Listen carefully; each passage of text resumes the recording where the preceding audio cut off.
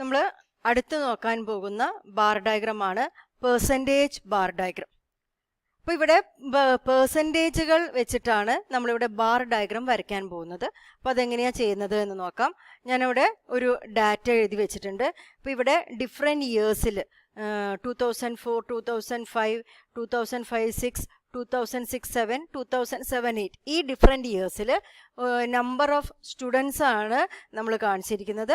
അതായത് ഡിഫറെൻറ്റ് സ്ട്രീംസിലുള്ള, ആർട്സിലുള്ളത്, സയൻസിലുള്ള, ലോയിലുള്ള സ്റ്റുഡൻസിൻ്റെ എണ്ണമാണ് നമുക്കിവിടെ കാണിച്ചിരിക്കുന്നത് അല്ലേ. അപ്പോൾ ഇന്ന് നമ്മൾ ചെയ്യാൻ പോകുന്നത് ഈ ഡാറ്റ ഉപയോഗിച്ചിട്ട് നമ്മൾ എങ്ങനെയാണ് ഒരു പെർസെൻറ്റേജ് ബാർ ഡയഗ്രം വരയ്ക്കാൻ പോകുന്നത് എന്നാണ് നോക്കാൻ പോകുന്നത്. അപ്പോൾ പെർസെൻറ്റേജ് ബാർ ഡയഗ്രം വരയ്ക്കുക എന്ന് പറഞ്ഞാൽ പേര് പറയണ പോലെ നമ്മളിവിടെ കറക്റ്റായിട്ടുള്ള ഡാറ്റയുടെ വാല്യൂസ് അല്ല എഴുതാൻ പോകുന്നത്, നേരെ മറിച്ചിട്ട് നമ്മൾ പെർസെൻറ്റേജുകളാണ് എഴുതിയിട്ട് ആ പെർസെൻറ്റേജ് വെച്ചിട്ടാണ് നമ്മൾ ബാർ ഡയഗ്രം വരയ്ക്കാൻ പോകുന്നത്. അപ്പോൾ അതിനായിട്ട് നമ്മൾ ആദ്യം എന്ത് ചെയ്യണം, ഈ ഓരോ ഡാറ്റ വാല്യൂടെയും പെർസെൻറ്റേജ് കണ്ടുപിടിക്കണം. അപ്പോൾ പെർസെൻറ്റേജ് അറിയണമെങ്കിൽ ഓരോ ഇയർത്തെയും ടോട്ടൽ നമ്പർ ഓഫ് സ്റ്റുഡൻസ് നമുക്ക് അറിഞ്ഞിരിക്കണം. അപ്പോൾ ആർട്സ് സ്ട്രീമിലുള്ളത്, സയൻസിലുള്ളത്, ലോയിലുള്ള അവരെല്ലാം ടോട്ടൽ എത്ര സ്റ്റുഡൻസ് ഉണ്ട് എന്ന് നോക്കണം. അപ്പോൾ 2004, 2005 നമുക്ക് കിട്ടുന്ന ടോട്ടൽ നമ്പർ ഓഫ് സ്റ്റുഡൻസസ് 31 സ്റ്റുഡൻസ് ആണ് നമുക്കുള്ളത്. ആൻഡ് രണ്ടാമത്തെ വർഷം 2005-2006 നമുക്ക് ടോട്ടൽ 35 സ്റ്റുഡൻസ് ഉണ്ട്. ആൻഡ് 2006-2007 നമുക്ക് 42 സ്റ്റുഡൻസ് ആണുള്ളത്. 2007-2008 നമുക്ക് 48 സ്റ്റുഡൻസ് ഉണ്ട്. അപ്പോൾ ഇങ്ങനെയാണ് നമ്മളെ കയ്യിലുള്ള ടോട്ടൽ സ്റ്റുഡൻസിൻ്റെ എണ്ണം. അപ്പോൾ ടോട്ടൽ കിട്ടിയാലാണ് നമുക്ക് എന്ത് കണ്ടുപിടിക്കാൻ പറ്റുക, പെർസെൻറ്റേജ് കണ്ടുപിടിക്കാൻ പറ്റുക. അപ്പോൾ നമ്മൾ ഓരോ വർഷത്തെയും പെർസെൻറ്റേജ് നമ്മൾ എങ്ങനെയാണ് കണ്ടുപിടിക്കുന്നത്. അപ്പോൾ ഞാൻ 1-2 എക്സാമ്പിളായിട്ട് കാണിച്ചു തരാം. ഇപ്പം 2004-2005 ആർട്സിൽ 18 സ്റ്റുഡൻസ് ആണുള്ളത്. ടോട്ടൽ 31 സ്റ്റുഡൻസ് ഉണ്ടായിരുന്നു. മീൻസ് 31,000 സ്റ്റുഡൻസ് ആണ്. അതിൽ 18,000 പേര് ആർട്സിലുള്ള സ്റ്റുഡൻസ് ആണ്. അപ്പോൾ ആർട്സിൽ എത്ര പെർസെൻറ്റേജ് സ്റ്റുഡൻസ് ഉണ്ടാവും? അപ്പോൾ പെർസെൻറ്റേജ് കാണാൻ നമ്മൾ എന്താ ചെയ്യുക, നമ്മൾ 18 divided by total which is 31 into 100 എന്ന് നമ്മൾ ചെയ്യും. അപ്പോൾ അങ്ങനെ ചെയ്യുമ്പം നമുക്ക് കിട്ടാൻ പോകുന്ന പെർസെൻറ്റേജ് 58% ആണ്.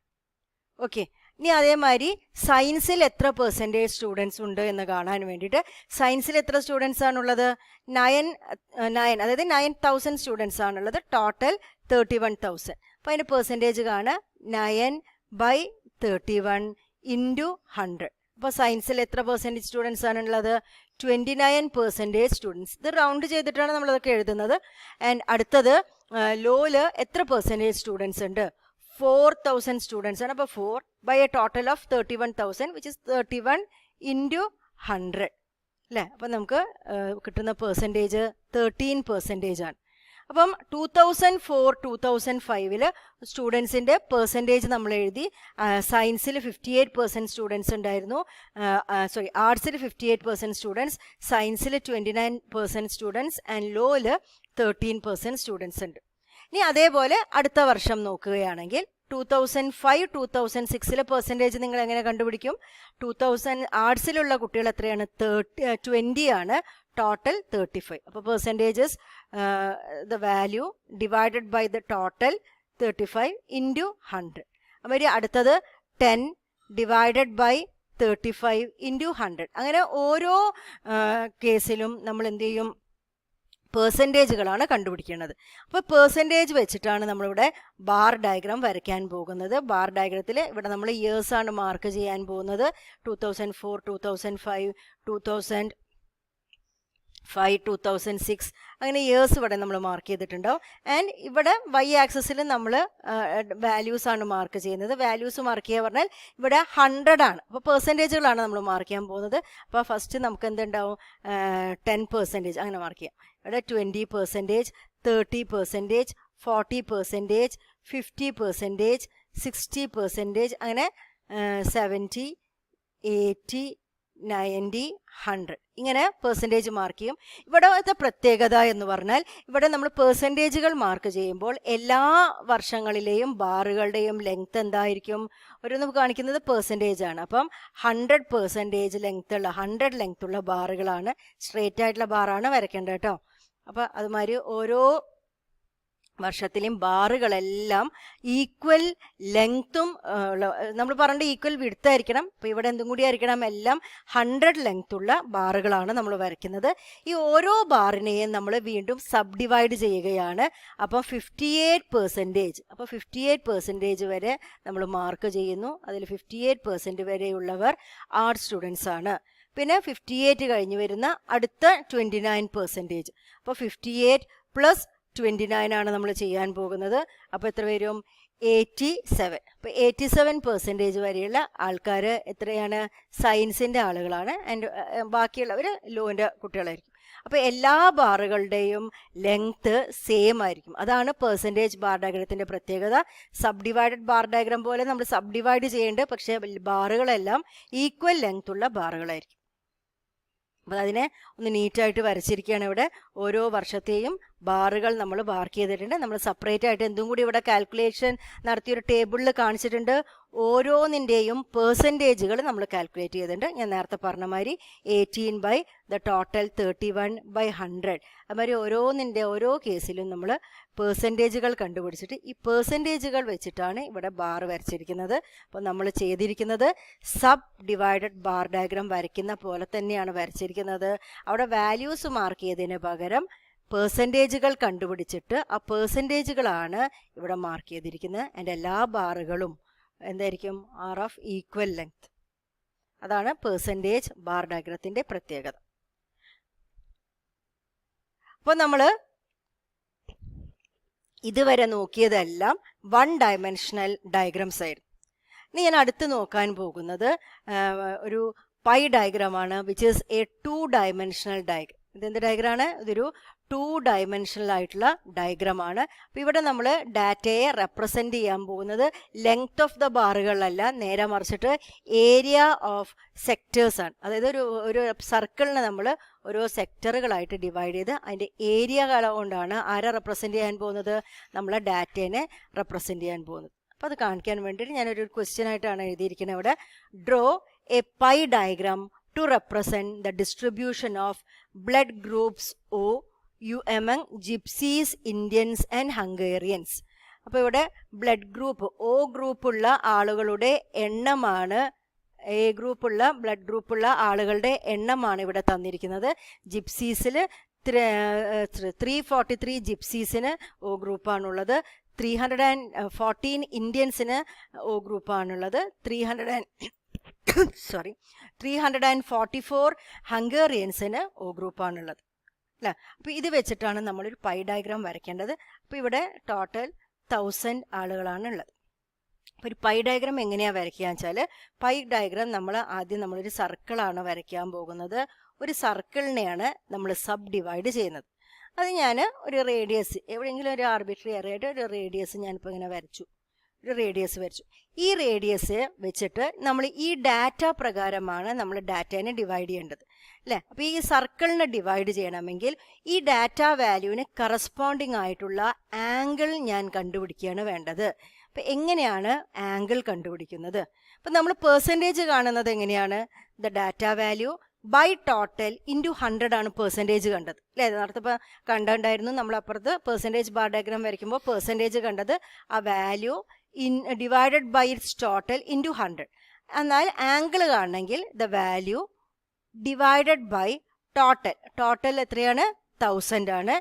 ഇൻറ്റു 100ന്റെ സ്ഥാനം നമ്മൾ ആംഗിളാണ് കാണുന്നത്. അപ്പോൾ ടോട്ടൽ ആംഗിൾ 360 ആണ്. അതിനെ നമുക്ക് ഡിവൈഡ് ചെയ്യേണ്ടത്. അപ്പോൾ ആരെ കൊണ്ടാണ് മൾട്ടിപ്ലൈ ചെയ്യേണ്ടത്? 360നെ കൊണ്ട്. ഓക്കെ. അപ്പോൾ പെർസെൻറ്റേജ് കാണുമ്പോൾ 100 കൊണ്ട് മൾട്ടിപ്ലൈ ചെയ്ത സ്ഥാനത്ത് ആംഗിൾ കാണാൻ വേണ്ടിയിട്ട് നമ്മൾ 360നെ കൊണ്ടാണ് മൾട്ടിപ്ലൈ ചെയ്യേണ്ടത്. ഇനി അടുത്ത് ഇന്ത്യൻസ്. അപ്പോൾ ഇന്ത്യൻസ് എത്ര ആംഗിളാണ് റെപ്രസെൻ്റ് ചെയ്യാൻ പോകുന്നത് എന്ന് കാണിക്കാൻ വേണ്ടിയിട്ട് ഞാൻ എന്താ ചെയ്യുന്നത്?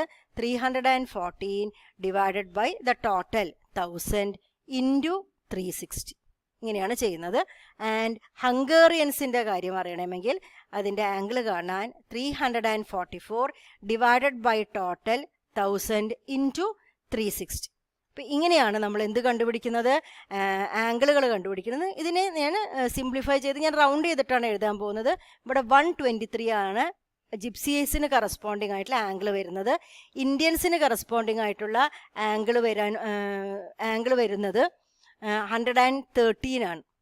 ആൻഡ് ഹംഗേറിയൻസിന് കറസ്പോണ്ടിങ് ആയിട്ടുള്ള ആംഗിൾ വരുന്നത് 124 ആണ്. ഈ 3 ആംഗിളുകളെയും കൂട്ടിയാൽ നമുക്ക് 360 കിട്ടുന്നുണ്ട്. 360 എന്ന് പറഞ്ഞ ആംഗിളിനെ ഡിവൈഡ് ചെയ്യണമെങ്കിൽ ഞാൻ ആർബിട്രറി ആയിട്ട് ഒരു ലൈൻ, ഒരു റേഡിയസ് വരച്ചു, ഇവിടെ വേണമെങ്കിലും വരയ്ക്കും. ഇവിടെ നമ്മൾ പ്രൊട്രാക്ടർ വെച്ചിട്ട് നമ്മൾ ആംഗിൾ മെഷർ ചെയ്യുന്നു. ആംഗിൾ ഇവിടെ എത്രയാണ് ആദ്യം ഞാൻ മാർക്ക് ചെയ്യാൻ പോകുന്നത്? 123 എന്ന് പറയുന്ന ആംഗിളാണ് മെഷർ ചെയ്യുന്നത്. അപ്പോൾ ഇവിടെ പ്രൊട്രാക്ടർ വെച്ച് ആംഗിൾ മെഷർ ചെയ്തിട്ട് ഞാൻ ആ ഭാഗം മാർക്ക് ചെയ്തു. ഇതിന് ഏതെങ്കിലും സെപ്പറേറ്റ് ആയിട്ടുള്ള ഒരു കളറോ ഷെയ്ഡിങ്ങോ നമ്മൾ കൊടുക്കും. ഈ ഏരിയ റെപ്രസെൻ്റ് ചെയ്യുന്നത് ആരുടെ ഏരിയയാണ്? ജിപ്സീസിൻ്റെ ബ്ലഡ് ഗ്രൂപ്പിൻ്റെ ആ ഒരു ഏരിയയാണ് നമ്മളിവിടെ കാണിക്കുന്നത്. അതുമാതിരി ഇന്ത്യൻസിൻ്റെയാണ് അടുത്ത കാണിക്കേണ്ടത്. 113 ആണ്. അപ്പോൾ അത് ആംഗിൾ എവിടെ നിന്നാണ് അറിയാം മെഷർ ചെയ്യേണ്ടത്? ഈ ലൈനില്ലേ, നമ്മളിപ്പോൾ സ്റ്റാർട്ട് ചെയ്തു, ഇവിടെ ഒരു ഏരിയ മാർക്ക് ചെയ്തു. ഇനി ഈ ലൈനില്ലേ, ഈ ലൈനിൻ്റെ മുകളിൽ നമ്മൾ പ്രൊട്രാക്ടർ വെച്ചിട്ട് നമ്മൾ മെഷർ ചെയ്യേണ്ട ഏരിയ എത്രയാണ്? 113 ആണ്. അപ്പോൾ 113 എന്ന് പറഞ്ഞ ഏരിയ ഇവിടെ വെച്ചിട്ടാണ് മെഷർ ചെയ്യുന്നത്. എന്നിട്ട് നമ്മൾ 113 എന്ന് പറഞ്ഞ ഏരിയ അത് റെപ്രസെൻറ്റ് ചെയ്യുന്നത് ഇന്ത്യൻസിൻ്റെ ഒരു ഡിസ്ട്രിബ്യൂഷനാണ്. എത്ര ഇന്ത്യൻസ് ഉണ്ട്, എത്ര ഇന്ത്യൻസിന് O ഗ്രൂപ്പ് ഉണ്ട് എന്നുള്ള കാര്യമാണ്. ആൻഡ് ബാക്കിയുള്ള റിമൈനിങ് ഏരിയ പിന്നെ നമ്മൾ മെഷർ ചെയ്യേണ്ട ആവശ്യമില്ല, അത് ഓട്ടോമാറ്റിക്കലി ബാക്കി വന്നോളും. അത് റെപ്രസെൻറ്റ് ചെയ്യുന്നത് ഹംഗേറിയൻസിൻ്റെ കാര്യമാണ്. അപ്പോൾ നമ്മൾ ഇവിടെ ഈ രൂപത്തിൽ ഒരു 2 ഡയമെൻഷണൽ ഡാറ്റയുടെ രൂപത്തിലാണ് നമ്മൾ ആരാ റെപ്രസെൻ്റ് ചെയ്തിരിക്കുന്നത്? നമ്മളെ ഡാറ്റേനെ കാണിച്ചിരിക്കുന്നത് ഒരു സർക്കിളിനെ ഡിവൈഡ് ചെയ്തു. സാധാരണയായിട്ട് ഇപ്പോൾ ഒരു ഇലക്ഷൻ കഴിഞ്ഞാലും എല്ലാ ന്യൂസ് പേപ്പറിൽ നിങ്ങൾ കാണും ഓരോ പാർട്ടിക്കും കിട്ടിയ എത്രത്തോളം വോട്ടുകൾ കിട്ടിയിട്ടുണ്ട് എന്നെല്ലാം. ഇപ്പം തന്നെ നമുക്ക് കാണാം. അപ്പോൾ കുറച്ച് ദിവസം കഴിയുമ്പോഴേക്കും ഇങ്ങനത്തെ ഒരു ഗ്രാഫൊക്കെ നമുക്ക് പേപ്പറിൽ കാണാം. അപ്പോൾ ആർക്കാണ് കൂടുതൽ ആ ഒരൊറ്റ നോട്ടത്തിൽ അപ്പോൾ ഏത് ഏരിയ ആണ് വലുതായിട്ട് വന്നിരിക്കുന്നത്, ഏത് കളറാണ് വലുതായിട്ട് വന്നിരിക്കുന്നത് എന്നുള്ളൊരു ഐഡിയ നമുക്ക് പെട്ടെന്ന് കിട്ടും. അപ്പോൾ കുറേ നമ്പേഴ്സ് എഴുതുന്നതിനെക്കാട്ടും ഏതൊരു സാധാരണക്കാരനും ഇങ്ങനെ റെപ്രസെൻ്റ് ചെയ്താൽ വേഗം മനസ്സിലാവും അല്ലേ. അപ്പോൾ ഞാനൊരു വൃത്തിയായിട്ട് ഈ പൈ ഡയഗ്രാം ഞാനിത് ഇവിടെ വരച്ച് വെച്ചിരിക്കുന്നുണ്ട്. ഇവിടെ ബ്ലഡ് ഗ്രൂപ്പ്സ് ആണ് കാണിച്ചിരിക്കുന്നത്. അപ്പോൾ ഇവിടെ ഞാൻ ഓരോ കളറും ഐഡൻറ്റിഫൈ ചെയ്തിട്ടുണ്ട്. അപ്പോൾ ഞാൻ ആംഗിൾ ഇവിടെ കണ്ടുപിടിച്ചത് എഴുതണം. ആംഗിൾ ഫസ്റ്റ് 123 എന്നുള്ള ആംഗിളായിരുന്നു, നെക്സ്റ്റ് 113 ആയിരുന്നു, നെക്സ്റ്റ് 124 ആയിരുന്നു. ഈ ആംഗിളുകളുള്ള ഒരു പൈ ഡയഗ്രത്തിന് ഞാൻ ഇവിടെ റെപ്രസെൻറ്റ് ചെയ്തിരിക്കുന്നു. അതിന് ഞാൻ ഏരിയാസ് ഡിവൈഡ് ചെയ്തിരുന്നു. ഈ പൈ ഡയഗ്രാം ഏകദേശം ഒരേപോലത്തെ ഏരിയാസാണ് അല്ലേ. ഇപ്പോൾ ജിപ്സീസിന് കളറ് കാണിച്ചിരിക്കുന്നത് ബ്ലൂ കൊണ്ടാണ്, ഇന്ത്യൻസിനെ റെപ്രസെൻറ്റ് ചെയ്തിരിക്കുന്നത് റെഡ് കളർ കൊണ്ടും, ഹംഗേറിയൻസിനെ നമ്മൾ റെപ്രസെൻറ്റ് ചെയ്തിരിക്കുന്നത് ഗ്രീൻ കളർ കൊണ്ടാണ്. ഇങ്ങനെയാണ് നമ്മളൊരു പൈ ഡയഗ്രാം വരയ്ക്കുന്നത്. ഓക്കെ.